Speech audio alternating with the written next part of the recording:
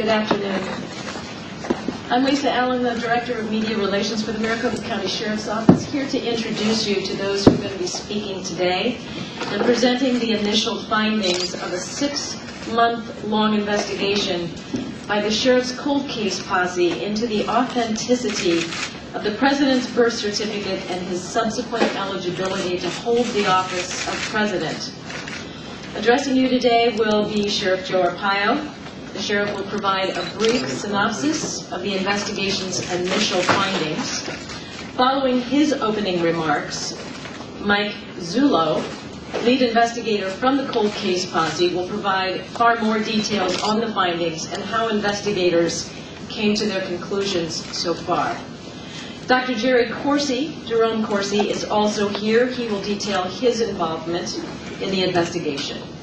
Also present with us today, but not having any official presentation, is Mara Zabest. She's a computer specialist, author, and lecturer of document creation and publication.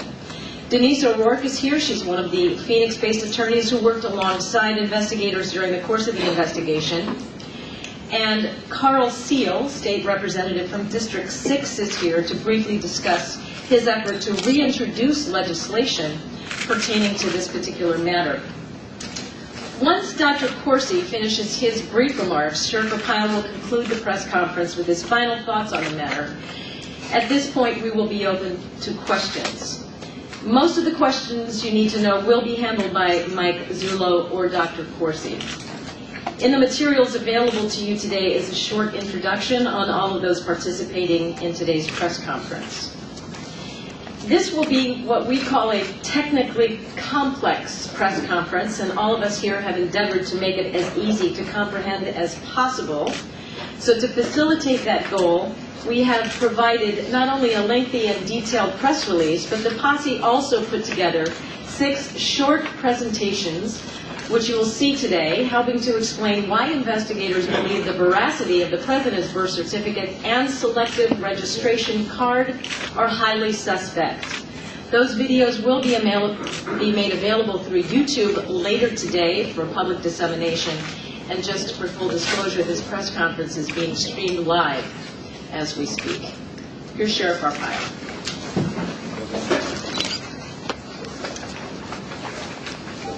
Good afternoon.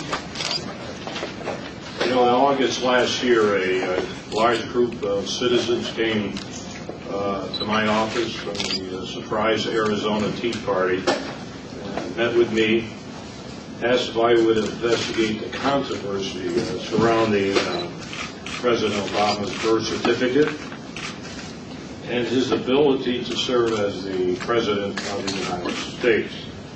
This group expressed displeasure that no law enforcement agency in the country has ever gone on record indicating that they had either looked into this situation or were willing to do so.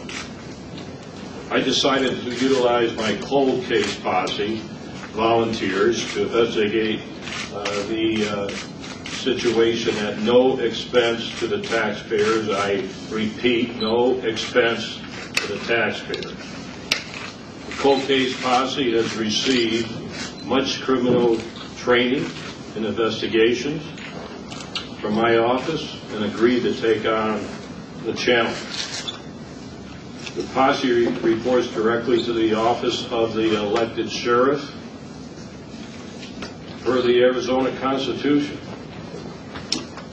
consisting of former police officers, attorneys who worked side by side for 6 months investigating this matter.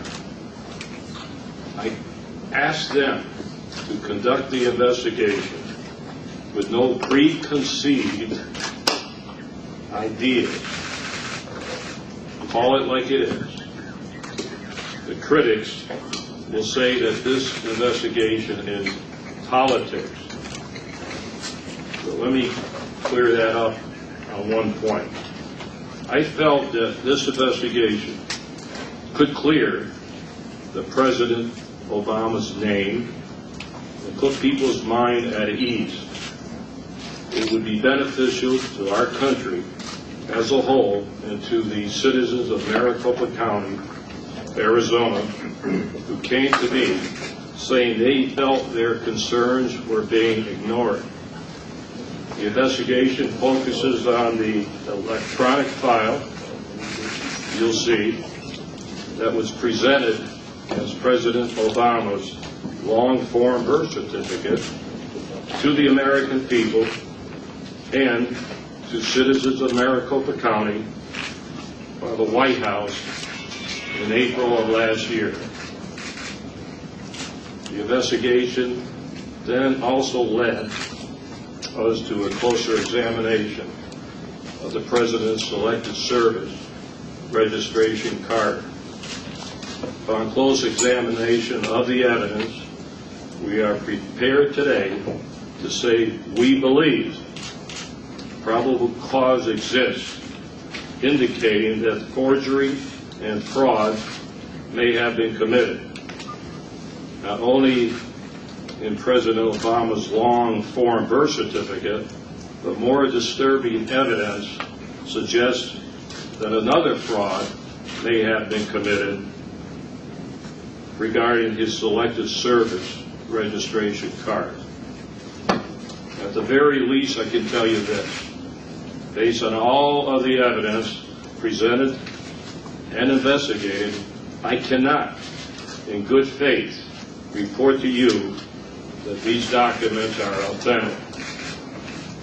My investigators believe that the long-form birth certificate was manufactured electronically and that it did not originate in a paper format as claimed by the White House.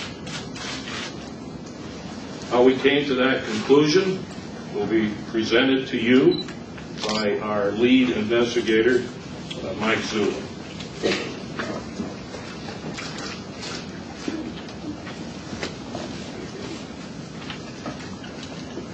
Good afternoon.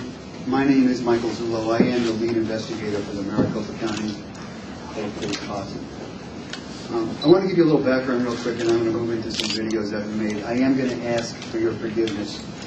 The videos we're going to show you today are drafts. The final copies failed to arrive this morning. We have some typos. Please excuse the spelling mistakes. Going back to what the sheriff had just informed you, when the sheriff commissioned the cold case posse to look into this matter, the sheriff advised that he had no prior knowledge of this information, didn't know whether or not an offense had been committed, didn't even know whether this was in his jurisdiction or not. Rather than using taxpayer dollars to go on a fishing expedition, the sheriff commissioned the posse. We put together a group of 5 individuals, 3 former police officers, all with criminal investigative experiences from other agencies, as well as being trained by the Maricopa County Sheriff's Office General Investigation Division. We also brought in 2 attorneys so we could get some solid legal input. Going forward, our methodology was to look at this document and validate this document. In other words, all we wanted to do was look at this information, reproduce what was in this document, and then move on. If we could reproduce it, there truly is no issue. Unfortunately, the evidence took us somewhere else. In order to take this complex problem and bring it down to a level that we all can understand it, I'm going to ask you to endure 6 short videos. The average duration is 1.5 minutes, with a conclusion video to be about 4 minutes. Clear difference between the authentic stamp shown on the right and this. Number 1 is what we need. Okay, right. Ready? Yeah, the number 1. Lower.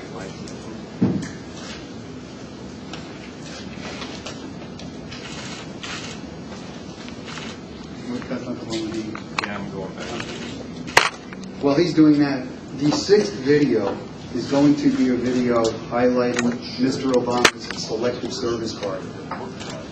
The Selective Service registration card had been a point of controversy. And during our investigation, this information kept surfacing, so we decided to take a look at that as well. That's going to be self-explanatory. As far as the birth certificate itself is concerned, the first video you are going to see is what this document should have looked like had it been a paper document to begin with. We do not believe this document that presented on April 27, 2011 by the White House ever existed in paper form. So if you just bear with me, we'll get that video going and we can move on from this. That's it. Scanned into a computer. What should President Obama's birth certificate have looked like after being scanned into a computer? In order to find out, we stripped away the document's green background, leaving only a black and white document. Next, the document was photocopied onto green basket weave safety paper. The document was then scanned into a computer and opened in Adobe Illustrator. Once inside Illustrator, the file is as it should be. It has one layer and one link. As the document is enlarged, we'll notice two more characteristics that confirm it was produced by scanning a paper document into a computer. First, the texture of the paper can be seen underneath the ink. Secondly, the image noise is consistent throughout the document as we scroll from top to bottom. So to recap, we have one layer, one link, and noise that is consistent throughout the document. So why didn't the birth certificate file released by President Obama behave the same way? Can the anomalies in President Obama's birth certificate be explained by the use of OCR software, or perhaps by the fact that the document was optimized prior to being released? We'll explore these possible explanations in a moment, but first we'll take a closer look at President Obama's birth certificate. What I want you to remember about that particular video is because the President's birth certificate released by the White House was an electronic document, we literally had the capability to go into that file and turn off the green safety paper background. Anybody that gets documents anywhere realizes that safety paper is supposed to be a source of comfort, that it is an official document. We had the ability to turn it off. We turned it off and we scanned the President's birth certificate onto a hard copy paper document, a safety paper document we actually laid his birth certificate on top of. Now what you're going to see is the differences between what we did and what the file from the White House actually contains. We've already seen what is supposed to happen when a paper document is scanned into a computer and opened in Adobe Illustrator. Now let's use Illustrator to open the PDF file of Obama's long-form birth certificate that was posted on whitehouse.gov on April 27, 2011. At first glance, the document appears to have only one layer. However, a quick glance at the links palette indicates that there are many layers. 9 layers to be exact. As we turn each layer on and off, note the information each contains. As layers 1 and 2 are turned on and off, they appear to contain no information. As we will see later, nothing could be farther from the truth. Keep your eyes on box 20, 22, and the date stamp at the bottom of the page as we click layers 4, 5, and 6 on and off. Layer 7 contains the state registrar's stamp, layer 8 most of the type, and layer 9 the green safety paper background. Perhaps most troubling is the way the date stamp and the state registrar's stamp at the bottom of the page can be moved around the page in their entirety once they've been selected. This immediately caught the attention of Maricopa County Sheriff's investigators. You'll recall that when a paper document is scanned into a computer, we typically see an even level of noise throughout the document. So, does the PDF file released by the White House pass this test? No, it does not. As you can see as we scroll down the document, Noise is not evenly distributed as it should be. Those who have attempted to defend the document's authenticity have relied primarily on two theories. One, that the document may have had optical character recognition software applied to it, or that because the document was optimized before being released to the general public, these anomalies are expected. As you will see, both theories are easily debunked. As you can see in this video, we scanned in a controlled document, the way a document would happen. If you just simply scan it into a computer, put it into a PDF file, and wanted to upload it onto the internet for viewing. If any one of you brought me your birth certificate, I could scan it into a computer and get that same effect. There would be no links, no layers, nothing able to move on the document. Over the last 10 months with all the controversy, there have been those that try to explain away these anomalies. And they try to explain them away by offering up excuses of OCR software or optimization. We tried to control study on using OCR software and optimization, attempting to, again, validate Mr. Obama's birth certificate. These were our results.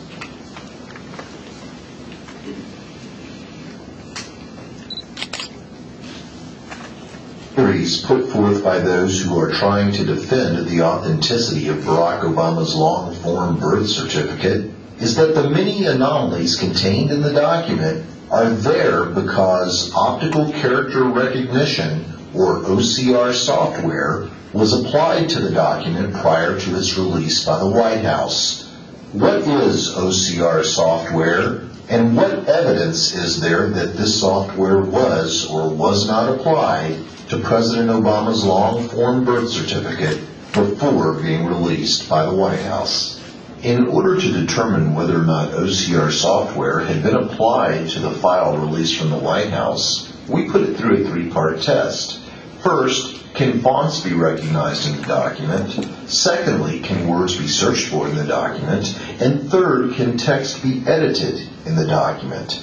Before we look at Barack Obama's long-form birth certificate, let's take a look at a document that we know has had OCR software applied to it. This document started out as a piece of paper. It was scanned into a computer and then had OCR software applied to it. As we can see, fonts are recognized in the document, so it's passed the first part of our test. Next, we'll see if words can be searched for in the document. Let's try the word Constitution. And there it is. The document has now passed the second part of the test. Now we'll see if text within the document can be edited.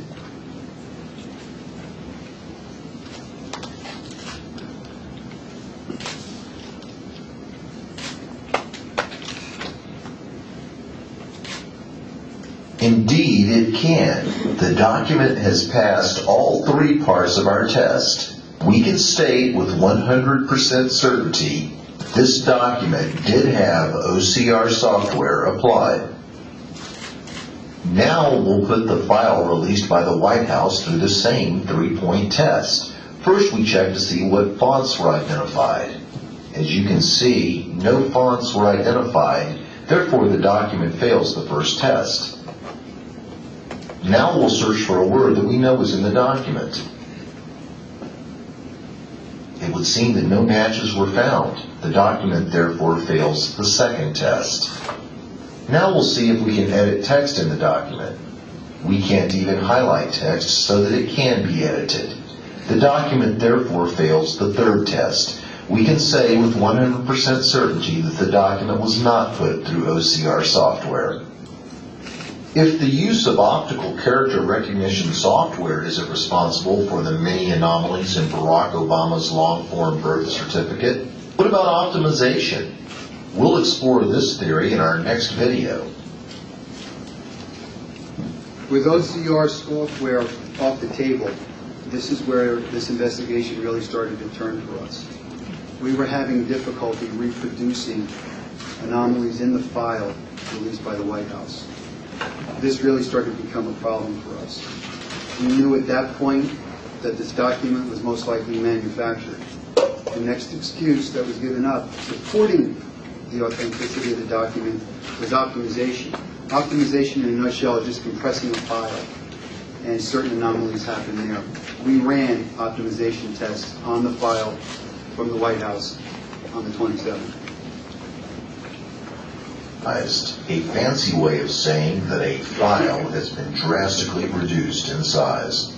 So, was there a good reason for optimizing Barack Obama's birth certificate before posting it on the internet? Given the anticipated number of downloads, yes, a smaller file would be beneficial. Now for the big question. Can optimization explain the many anomalies in Barack Obama's birth certificate? In order to find out, we'll once again perform a little experiment.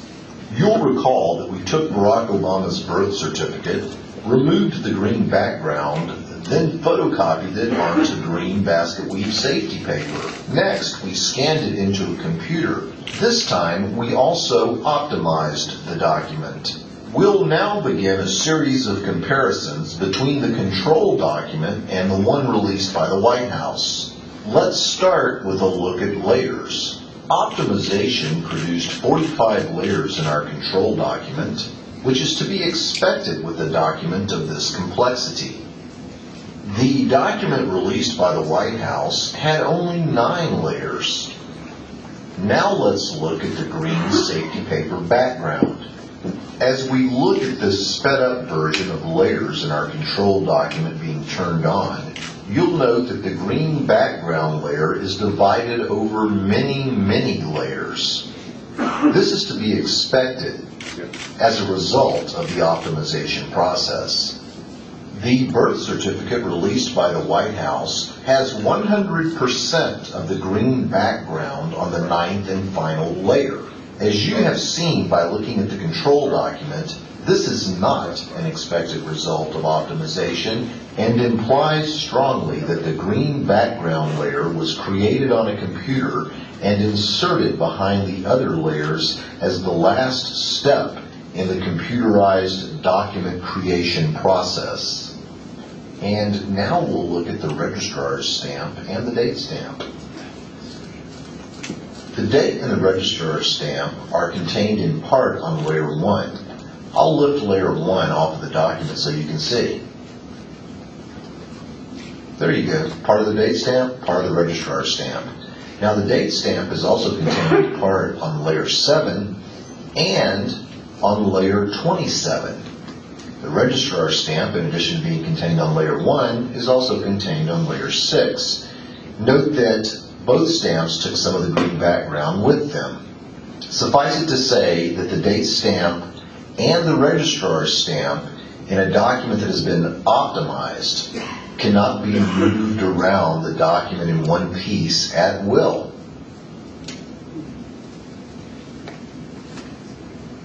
Now let's look at the certificate of live birth released by the White House. As you can see, both the date stamp and the registrar's stamp can be moved anywhere you want in one piece. No green background going with it, lifted cleanly off the document. As we know from our previous example, this is not caused by optimization. Now let's look at the white halo issue. As we look at our control document, we can see that there is no white halo effect caused by optimization. Even as we zoom in and look closely between the letters, you can see that the white halo effect does not exist, and therefore cannot be blamed on optimization. As we zoom in on the document released by the White House, we can see the white halo effect throughout the document. And while we do not know what caused this white halo effect, we can state with confidence that it was not caused by optimization. There are numerous ways a white halo effect can be manufactured within Adobe Photoshop. The exact way that this particular effect was manufactured is not important. All that is important is to note that when you scan a document into a computer and optimize it, a white halo effect is not produced. In conclusion, we can state that while optimization can result in a layered document, the layers found in Barack Obama's long-form birth certificate are very dissimilar to what we'd expect as a result of the optimization process. In short, optimization doesn't explain a single anomaly in Barack Obama's long-form birth certificate. Not a single one. In looking at that video, you'll see that on Mr. Obama's birth certificate, there are approximately 8 or 9 links and layers. Links and layers are indicative of a document being built, like you would on those transparencies from years ago where you start laying them one on top of the other, and you start to build a picture. That's what that's indicative of. Running it through software for optimization or OCR, you get anywhere from 45 to 150 links and layers, all bits and pieces.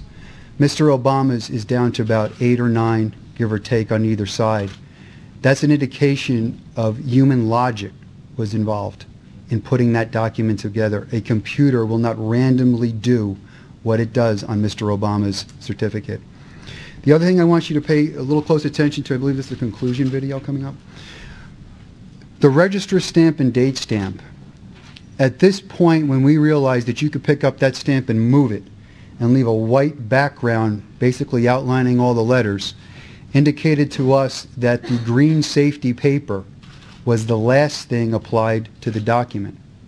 In order to get that effect, the green safety paper would have had to have been applied by a computer. In other words, taking a little swatch and replicating it all over the document. During that process, that green safety paper doesn't fill in where other fonts are. It only fills in black spots. That tells us that whoever did this put the green safety paper on that document last. If you go back to our video in the beginning, it should have been there right on the onset, and it wasn't. The next video I'm going to show you is the conclusion. It is a little lengthy, but we did it for a purpose. These videos are designed, you're going to have to watch them a couple times. This last video will bring it together on the birth certificate. Then I want to move into 2 other issues, and I won't take up any more of your time. Over the last 10 months, there have been numerous attempts to defend the authenticity of Barack Obama's long-form birth certificate by offering up speculation and conjecture. Unlike those who defend the authenticity of the document, we were not willing to merely speculate or engage in conjecture. Instead, we created our own control document and scanned it into a computer. Many have falsely claimed that optical character recognition software was applied to Barack Obama's long-form birth certificate in an attempt to explain away the document's many problems. You'll recall that because fonts were not recognized in the document and text could not be successfully searched for or edited in the document, we concluded with 100% certainty that OCR software had not been applied to Barack Obama's long-form birth certificate. Now we'll apply optical character recognition software to Barack Obama's long-form birth certificate. Once we're done, we'll apply the same 3-point test to Barack Obama's birth certificate. This time, we should see drastically different results.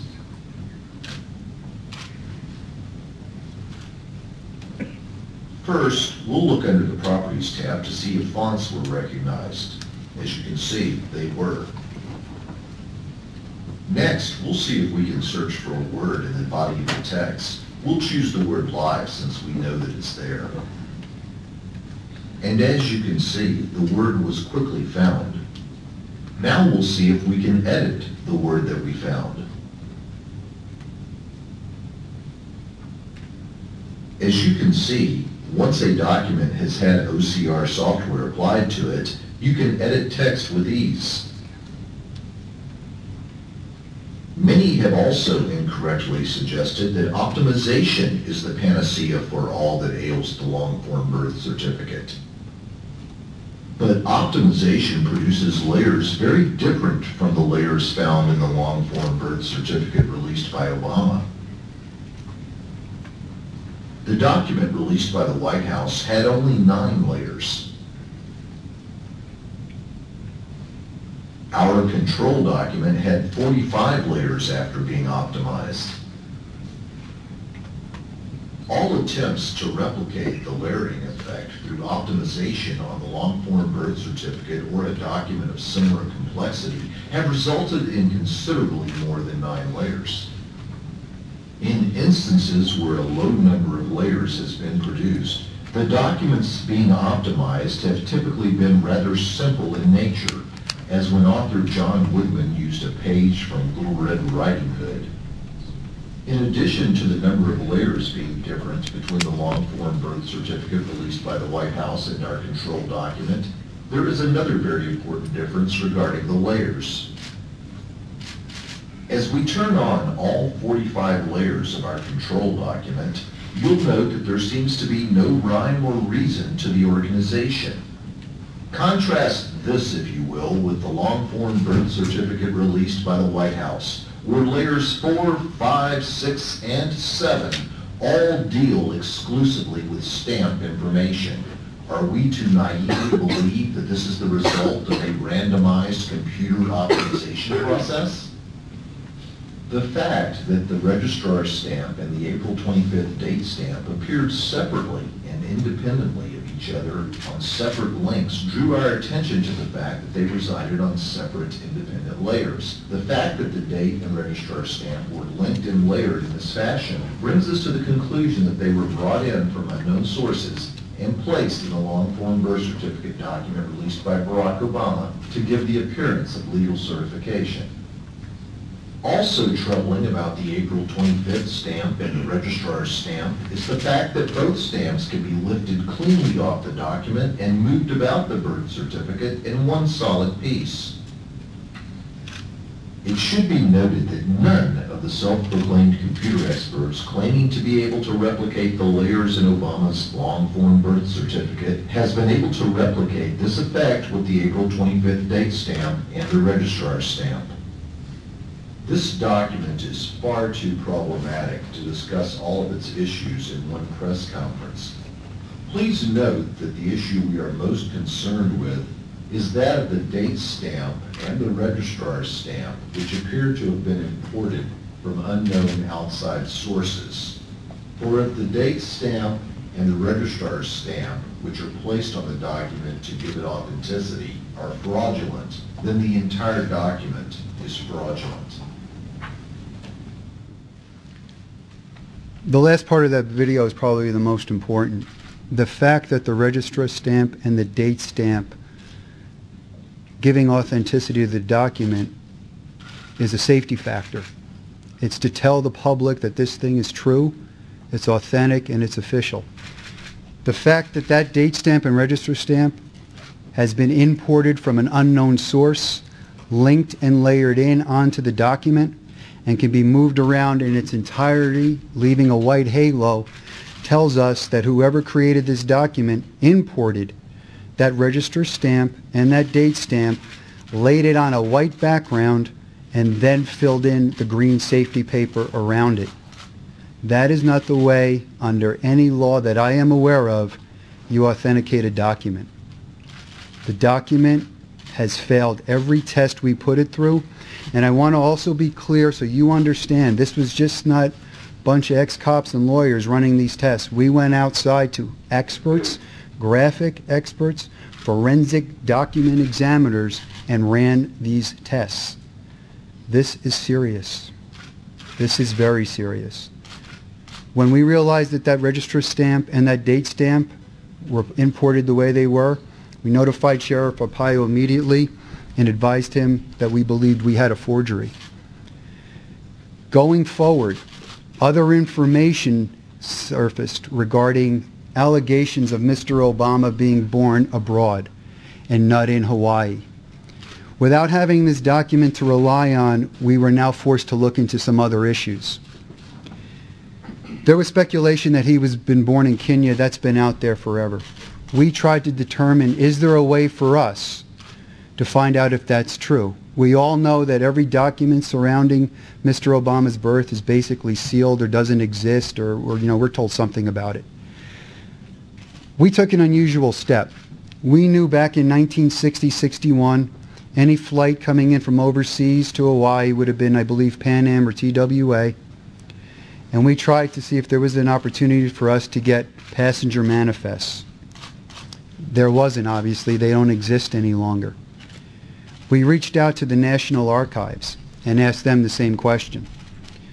The National Archives responded and informed us that they didn't have manifests, but what they actually did have was microfilm copies of INS records depicting of every individual coming into the country from overseas.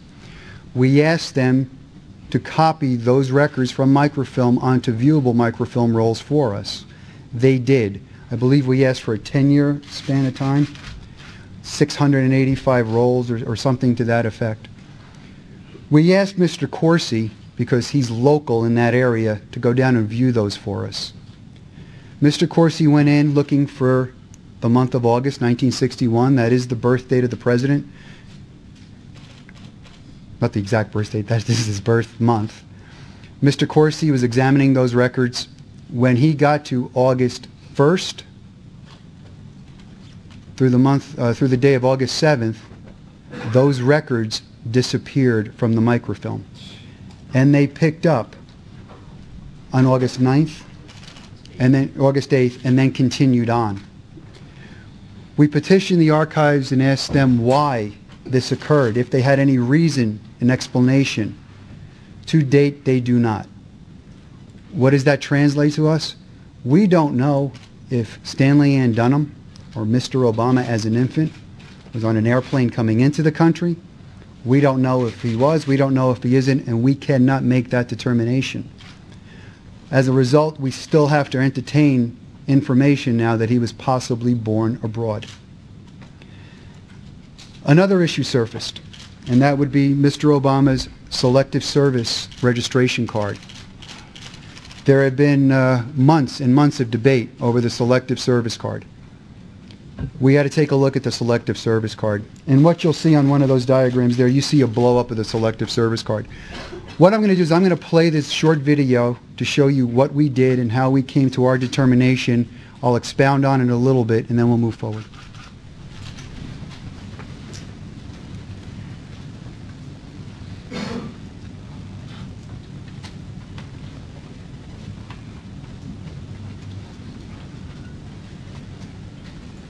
Was Barack Obama's Selective Service card really received by the post office on July 29, 1980?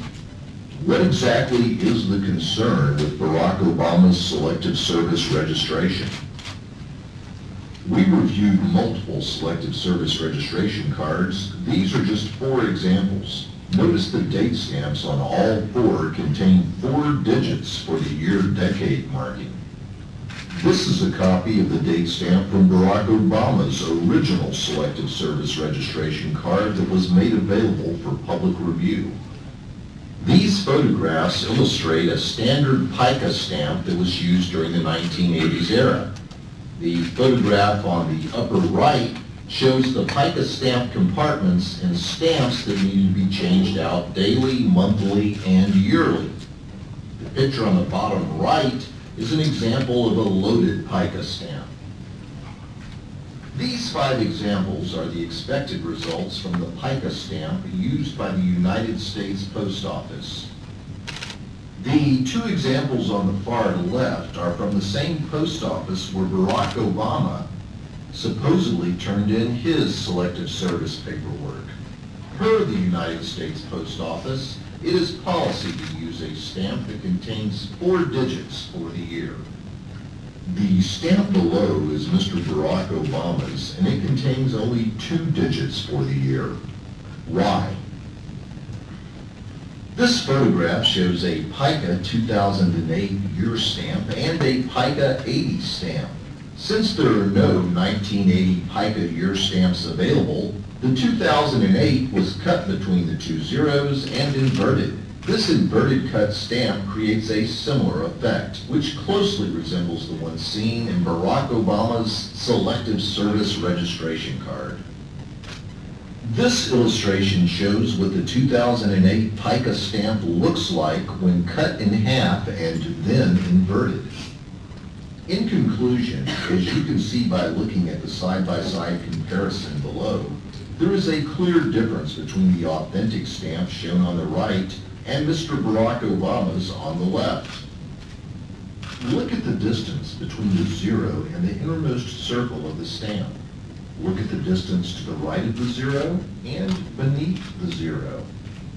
The reason the numbers 8 and 0 are out of position on Barack Obama's registration card is because when the numbers 08 were cut away from the year 2008, they were not cut squarely. Or perhaps put another way, the person who cut them cut too close to the 0. So when 08 was turned upside down to become 80 and put back into the pica stamp, it pushed too far to the right. In what is becoming a clear pattern for documents that are essential to the documentation of Obama's life narrative, the Selective Service card isn't just forged, it's poorly forged. This piece of evidence is extremely disturbing, given the fact that there was no logical reason in 1980 for any post office employee to cut a pica date stamp. It is one solid piece of rubber. It sits in there for a year. In addition, the pica date stamps, the stamp itself, the stamper itself, is no longer manufactured. It was manufactured till about 1980. However, the inserts are still manufactured, but you can't go on the street and buy them. They come from postal supply houses. The only way we were able to get them was under the venue of the Maricopa County Sheriff's Office. I personally cut that 2008 stamp in half, put it in, and stamped a white piece of paper, and to my amazement, I replicated what was on Mr. Obama's Selective Service card. That has severe implications that I'm not prepared to speak to you about today. That's troubling. Absent of a birth certificate, absent of a legitimate birth certificate, and if you go back to the very beginning when this started, Sheriff Arpaio called it from the very beginning, show me the microfilm.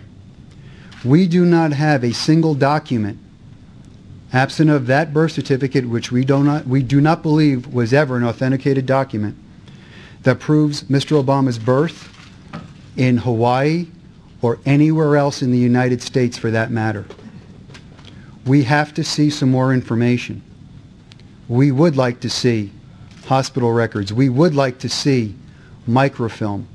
And let me emphasize, a single roll of microfilm or a single picture of microfilm is not going to be enough. We would want to forensically examine that roll of microfilm. It can be age tested. We would like to see the documentation that Hawaii has, and we would like cooperation. At this juncture, we've advised Sheriff Arpaio that we believe this should be a full-blown criminal investigation because a fraud has been committed in Maricopa County and the state of Arizona. The document is fake. The representations, therefore, are fake. We've asked him for some additional help. We've asked him to provide other resources from the Maricopa County Sheriff's Office. That is under review and consideration by him, and I'm sure I'll have that decision for you shortly. At this point, I would like to conclude and ask Mr. Corsi to step up. He has some information for you as well. Thank you.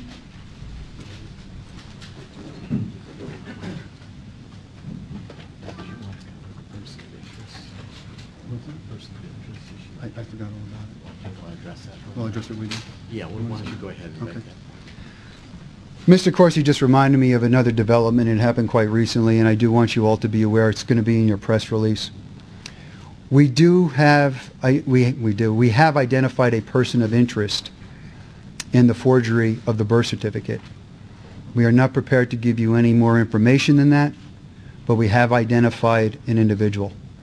That is also under Sheriff Arpaio's consideration. Thank you. Thanks, I'm Jerry Corsi, a reporter with WND.com. And first, if you'll permit me, I want to express my personal sadness at the passing of Andrew Breitbart, a fellow reporter. I would like to express sympathy for Joseph Farah and the entire WND.com staff.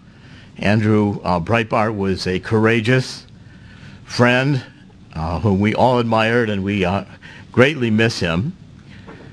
It was very interesting, but last night at 5 o'clock, I received a call from Andrew Breitbart's office. They were seeking to interview Sheriff Arpaio. And I arranged an interview with Sheriff Arpaio with Andrew Breitbart, which turns out may have been his last interview. And of course, I was honored to be able to do that. It'll be a treasured memory. Sheriff Arpaio gave an early interview and discussion of what we're talking about today to Andrew Breitbart because of the deep respect we have for him. My remarks are going to be short. I want to give you some of the background. I was invited in August last year with the Surprise Arizona Tea Party to give a presentation. The Surprise Tea Party had prepared a petition. Some 250 signatures were obtained to go to see Sheriff Arpaio to ask him to undertake the investigation. I came with the Tea Party members to a meeting in Sheriff Arpaio's office. The sheriff told us that he would consider the request, and a few weeks later he constituted the cold case posse with the authority to begin the investigation. In October, as the investigation began, I came to Maricopa County and spent a weekend, 18 hours, sharing information. I brought all the research I had accumulated on the issues of Barack Obama's birth certificate and eligibility to be president. I can tell you that the investigators were skeptical, not enthusiastic to undertake the investigation, and that I came with a stated determination to find the truth. I was willing and remain willing to have been found wrong by the law enforcement investigation on everything I've researched and written about Barack Obama's birth certificate and his eligibility to be president to this point. This is not a politically motivated inquiry. It's an inquiry for truth.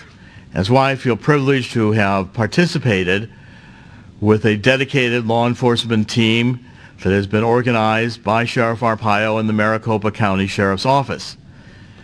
The commitment I made to the cold case posse was that my research, as I continue to develop it, would be first turned over to the posse and not published even in WND.com so as not to compromise the investigation. And I've continued to do that.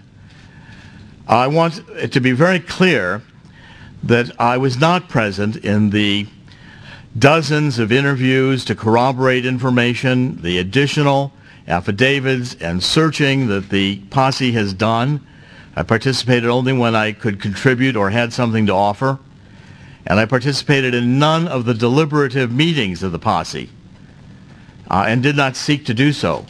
It was not part of the decision-making process whatsoever. The role as a journalist was involved that I continued to function as a journalist, but since this had developed in a way where the law enforcement investigation was going to take hold, Joseph Farah, the founder and creator of WND.com, made the editorial decision to allow me to continue to work closely with the cold case posse without compromising either our journalistic integrity or intruding upon the law enforcement investigation. We at WND.com just considered that since a law enforcement group duly constituted was going to be looking at the issue, we were honored to have that level of attention and seriousness, and we committed ourselves to work with the cold case posse, as we will continue to commit in the same capacity to work with Sheriff Arpaio as long as the sheriff invites us to do so. So I want to thank you very much. I want to make sure everyone had an opportunity to understand from our point of view exactly what has happened. Thank you very much.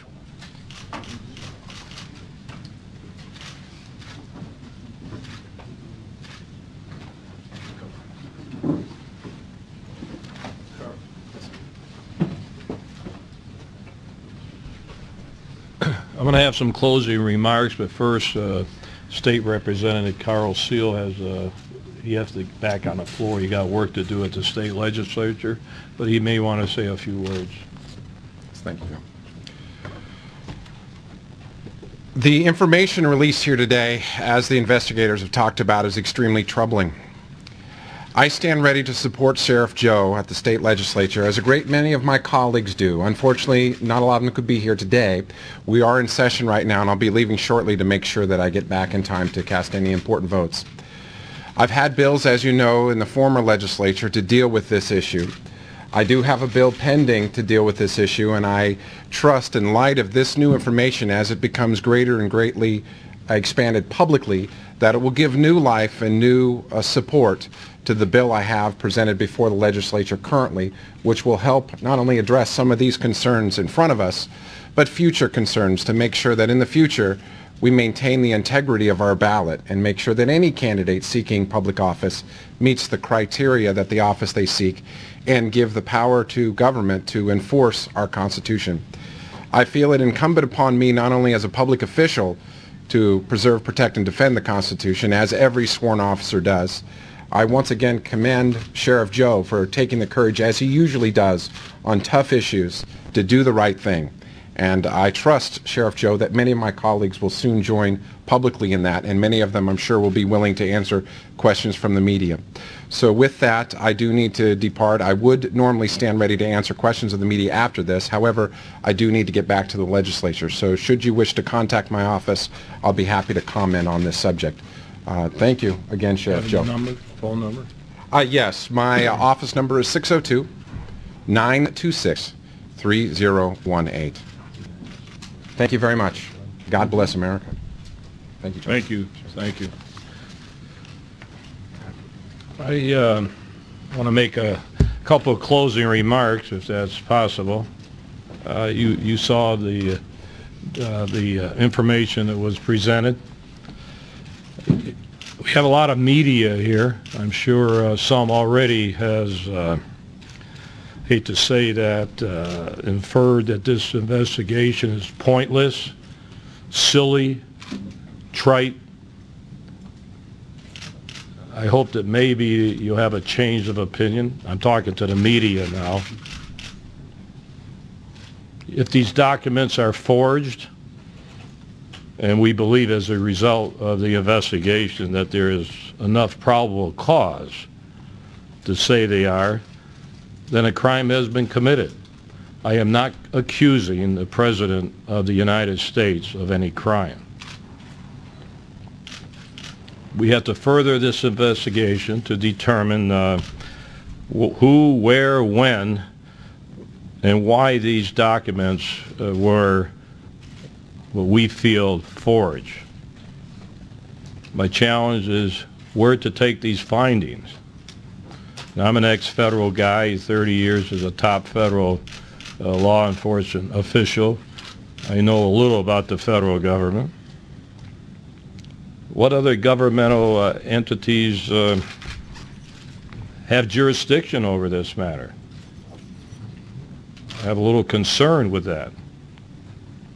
I'm considering asking the Hawaii authorities to look into this, but as my investigators and I feel, will they really do it? Will they do an independent investigation, fair, honest, professional? I don't know. So where do I go next? Well, we have the United States Congress. Do I ask for a congressional investigation, bipartisan? We'll have to decide where to go. These are two alleged crimes, forgery and fraud. those responsible, whoever they are, should be brought to justice. I don't care who they are, and if I'm being criticized for enforcing the law on felonies, there's something wrong. So the president's name is out there, his birth certificate is out there. I want to find out if there is any forgery or fraud. That's my job, and we're going to pursue it. If nothing else comes out of this investigation today, if it all fails, or in the future, what we have learned, I think all of us has really learned something over this.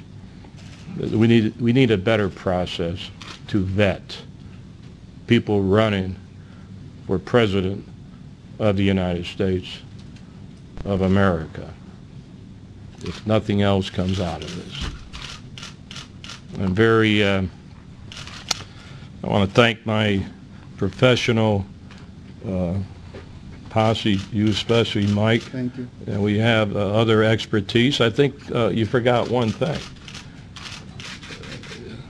We have sworn affidavits from many, many people all over the world on this matter. We're just not picking stuff out of the sky that people have been reading over and over again. This investigation is not over. So we're going to continue to do our job. I will continue as the elected sheriff of Maricopa County to do our job and see where it takes us. You have any questions? Let me hit that one. Thank you, Sheriff. I did neglect to tell you about that. We do have numerous sworn affidavits of people willing to step forward and tell their truth. We have vetted these people. Going back to the overseas birth, I am just going to share one with you. I am not going to give you any names, and I apologize for not doing this sooner. We have a retired government employee who had a conversation in the 80s with Barack Obama in the front yard of the home of the mother of Bill Ayers. Y'all know Bill Ayers. During that conversation, the mother of Bill Ayers introduced this government employee to Mr. Obama as a foreign student who they were assisting in getting education for in the United States. That also is around the same time frame that this Selective Service card was issued, purportedly issued. This individual is willing to come forward. That takes courage. There are too many things in the background that we cannot clear. And what I did tell the sheriff, I could not come to him and say he cleared a background to be an employee of the Maricopa County Sheriff's Office. There's just too much missing information. We're asking, please fill in the blanks. Help us. This is not where we wanted to go. This is just where it's taking us.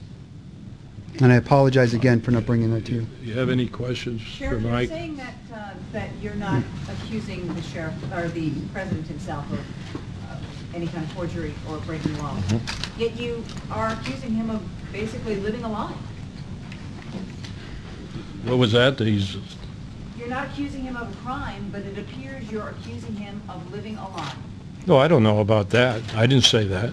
We don't know who the perpetrators are on these documents. Of the crime, exactly. Yes. But he has said over and over again he was born in Hawaii. He is living as the president of our United States, Okay. knowing what the laws are. So you're Okay. basically saying he's living a Then lie. let him prove it then. Show me the microfilm. Let him prove it. I'm not accusing him of any lying or crime. I say we have documents that seem to be forged. That's a violation of the law. I don't care who did that. We're investigating those crimes. But he knows what the law is, and he is living as our president. So you're basically saying that what he's doing, he's perpetrating a lie by being our president. I didn't say that. Well, wait a second, Sheriff. You are in fact saying that he is serving illegally as the President of the United States. I never said that. Well, if you... I never said that. We're talking about a birth certificate, and he can present other information proving that he was born here.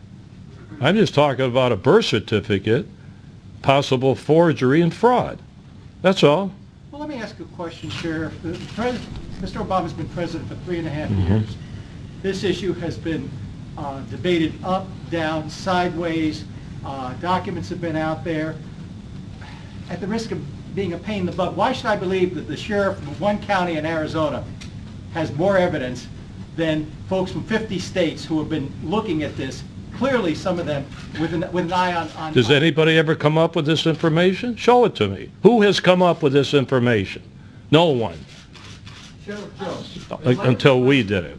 in light of the findings of the cold case Posse investigation, is it not reasonable for Americans to conclude that having fraudulently been misrepresented as eligible to be president by whosoever committed that crime, Mr. Soetoro or Obama is, even now, proceeding in the crimes against the highest law, in the commission of the crimes against the highest law of the nation. The crime of conspiracy you don't want to go there. to and contravening of the Constitution, as well as the criminal usurpation of the presidency. Look, I'm a law enforcement guy. When I started this, I gave it to the cold posse. I just responded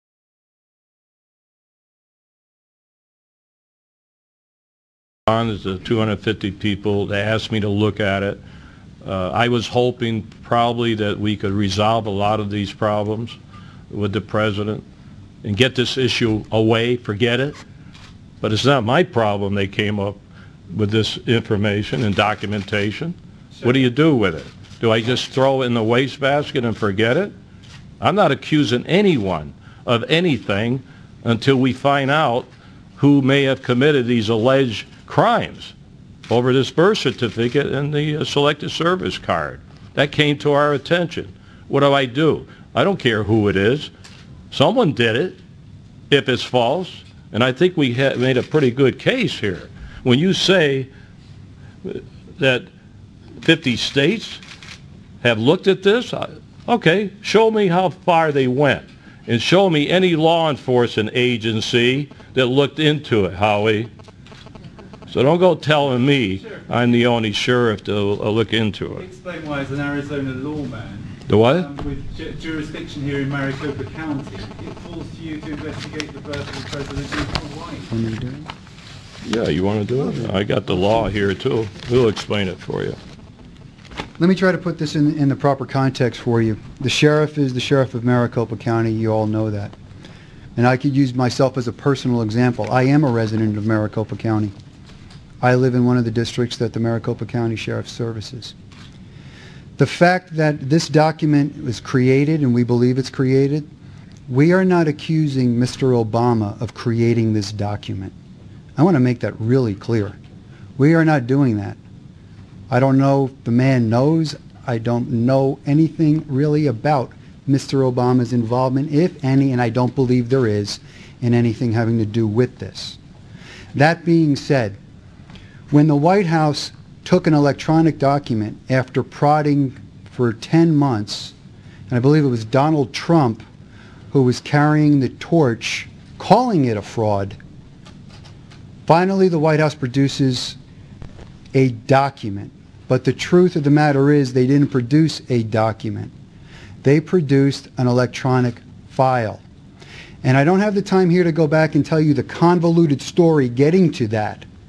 But the fact that that document was put up on the website of the White House for distribution to anyone in the country, the world who wanted to see it, was a representation made to the people of Maricopa County, including a press conference where the president himself attests that this is my document proof positive.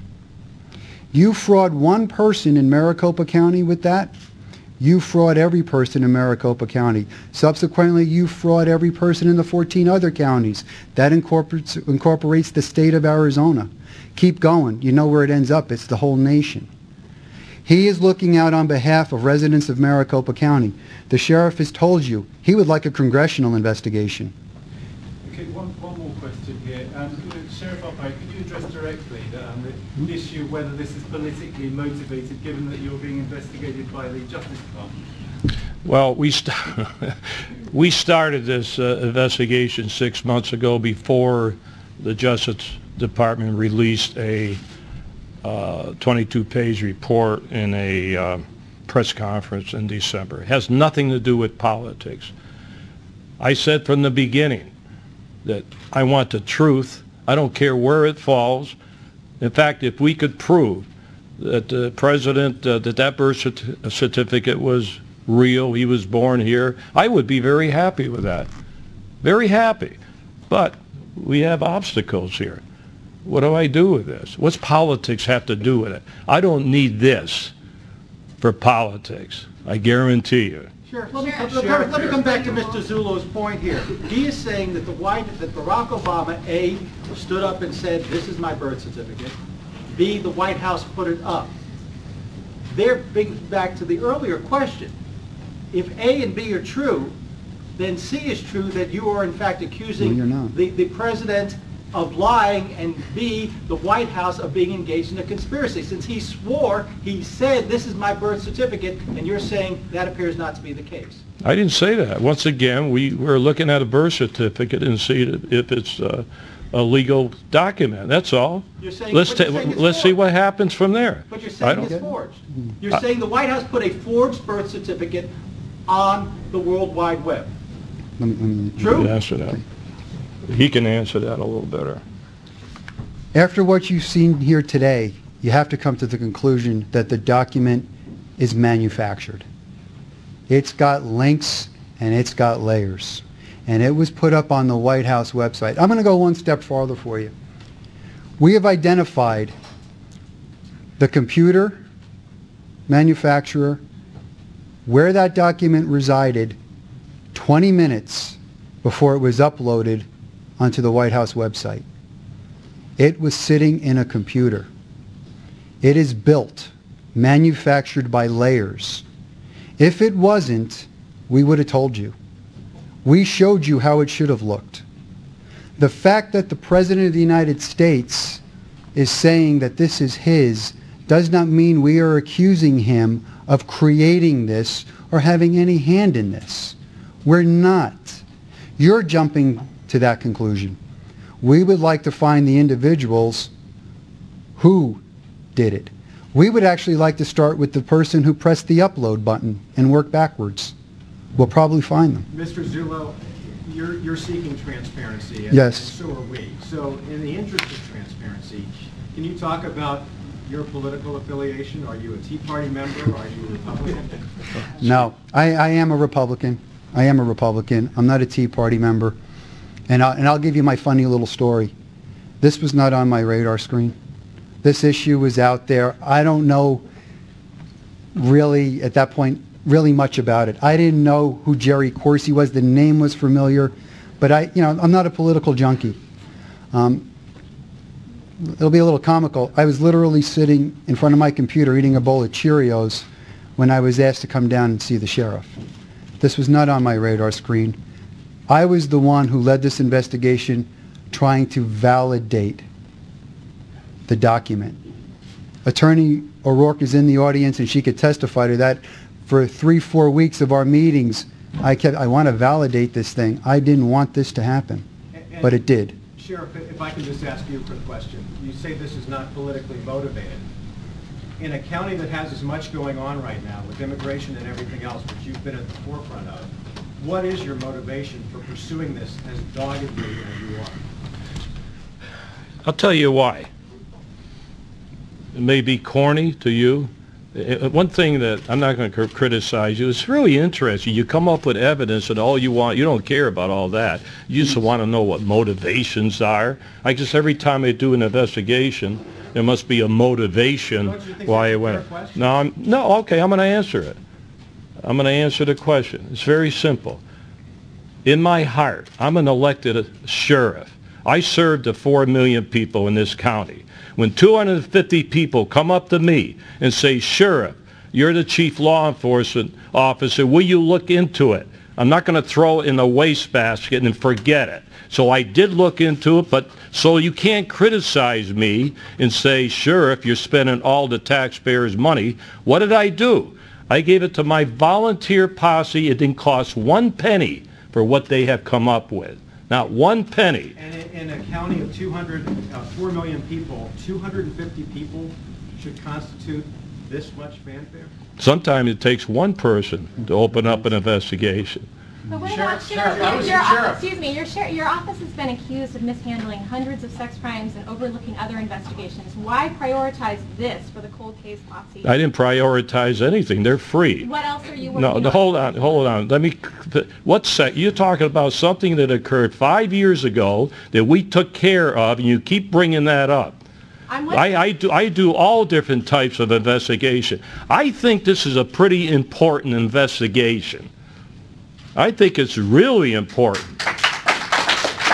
So to compare what I do, that's not fair. Sheriff, did you not have a recent meeting with the Justice Department regarding the investigation into claims of racial profiling and discrimination? I mean, I'm glad that your attention is on the birth certificate. You know, what's that got to do with this? Can you tell us more about that? No, I'm not. This has to do with the President of the United States. I'm not talking about the Justice Department, right?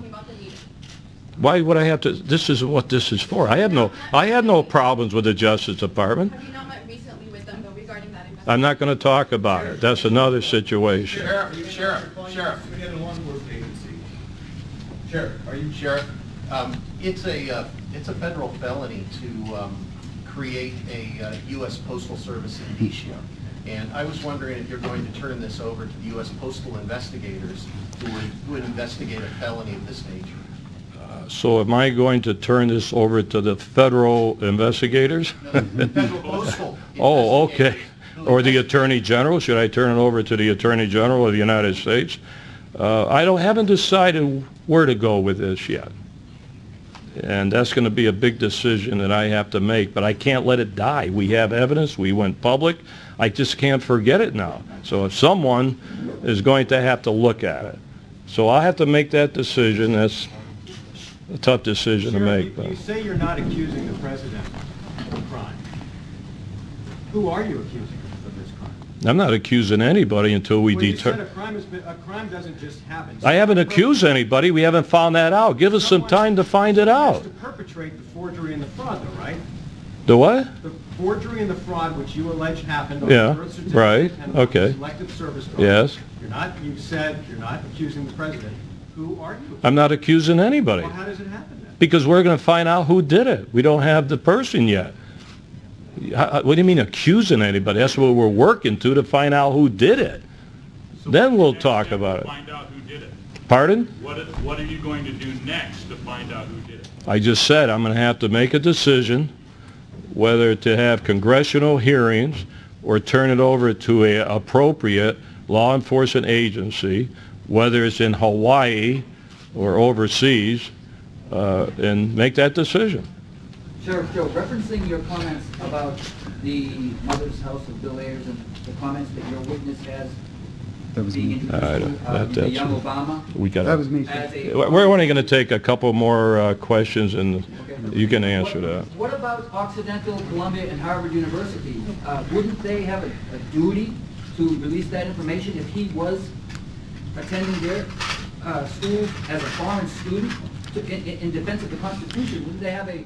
Part of the ongoing discussions with the sheriff is to determine what other documentation we think we could successfully secure. Let me say one thing. You're asking questions. I don't know who you are. I'm not going to criticize you. But you personify what a lot of people are talking about, that have been talking about for, 2-3 years, whatever it is. And I'm staying away from that. I just wanted to get the facts of this situation. We've been doing this investigation. We have quite a bit more information, but I'm not going to go public on innuendos or anything else unless we have good evidence, good probable cause. So that's why I'm just sticking with these issues and not answering all the other questions that have been up in the universe, as you all know. I'm just sticking to this. And we get this over with, then we'll decide what to do. The whole purpose then was just to authenticate the document, not just say where he was born or if he was born here. It was just That's the, you're correct on that. We came up with possible crimes. We're going to investigate that. And the crimes happen to be, alleged crimes, happen to deal with a birth certificate and a card, an immigration card. But we, during the course of this, naturally come up with much more information on the president's situation. But I'm not going to get into that right now. I'm just sticking with this. I think the media should understand the evidence we have right now and stick with that. And then see what happens as we try to solve this case, Mark, and find out who did it. It's just like any other criminal investigation. I'm just wondering, though, and this is Roy, you can jump in on this too if you want to. If this is proven true, fraud and forgery out of the executive office in one capacity or another, what do you think should happen? Well, I don't know. You say out of the executive office. We haven't accused anyone out of the White House, the president. We haven't accused anyone of anything. It doesn't just happen for no reason, though. I mean, you know, none of us are stupid in this room. There must be a reason if this is true and the president wanted his birth certificate and Selective Service card forged, and if this is fraud, what do you think should happen? I have no idea. I think you're taking it where no one has ever gone before. I don't know about that. I'm not accusing the president. This is on a come. Let's wait and see how we can develop this information on the birth certificate, possible fraud, possible forgery. That's how we came up with this information, which I think is very, very important right now. We want to get to the bottom of this. I think everybody's asking this question. Mr. President, please come up with some other information where you were born. If this isn't true, the birth certificate, come up with some other information, and then everybody will go away. I'll say, I'm sorry, I didn't waste any money on this, but I think, well, at least I stimulated some interest in here, and I think we all win in our country. We don't want this to continue. You know it's been continuing on and on and on. I like to think maybe we're doing something to resolve this problem once and for all. I have nothing against the President of the United States. I respect his position. He works hard. I have nothing against him. But this is something that has to be settled. So, Sheriff, what kind of action would you take, Sheriff? What kind of action would you plan to take? What can you do from your bully pulpit in Maricopa County? Right now, we want to see if these are forgeries and fraud. We want to find the perpetrators, no matter where those suspects may be. What would be sufficient evidence for you? Just like any other forgery case. I think we have a little experience. For you, for the president to come forward, what else would you like to see him to? I just would like to see the president, if he can come up with some other documentation to put this to rest. That's kind of. I could answer those. I could answer that one. Thanks for that question. I was hoping that one didn't come up. The birth announcements and that birth registry, which is just line items. We have not information, we have evidence. Then we can prove beyond a doubt that not only are foreign births registered in those birth announcements and the line item registrations, we also know and have let me correct myself, we also have documented evidence of 2 adopted individuals that were breathing 3 years prior were listed as newborn infants. It's not creditable because it doesn't tell us anything. We know a birth took place, and maybe a little homework to clear it up. In 2000, let me finish. That's the newspapers. That way that happens, it happens with the newspapers. There's no distinction as to where someone was born. There's no distinction if they were adopted. They're just listed. It's not creditable information. In 2000, the Inspector General issued a report about the rampant problem of birth certificate fraud.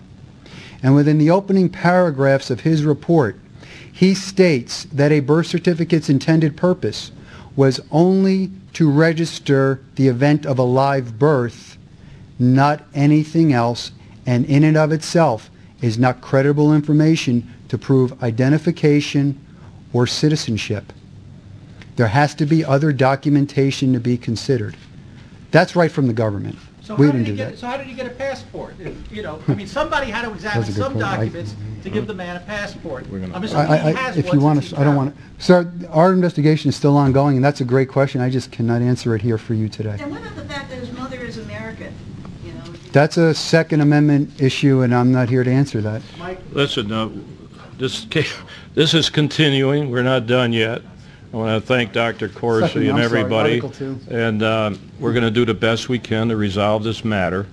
It's not over, and I appreciate you coming. I hope you will look at the proof or look at the documents, stick with that, not all this other politics and everything else. Stick with what we said today, and you make your own judgment as to whether it's credible or not. Mike, can I ask you one more question before you go? Thank you all for coming.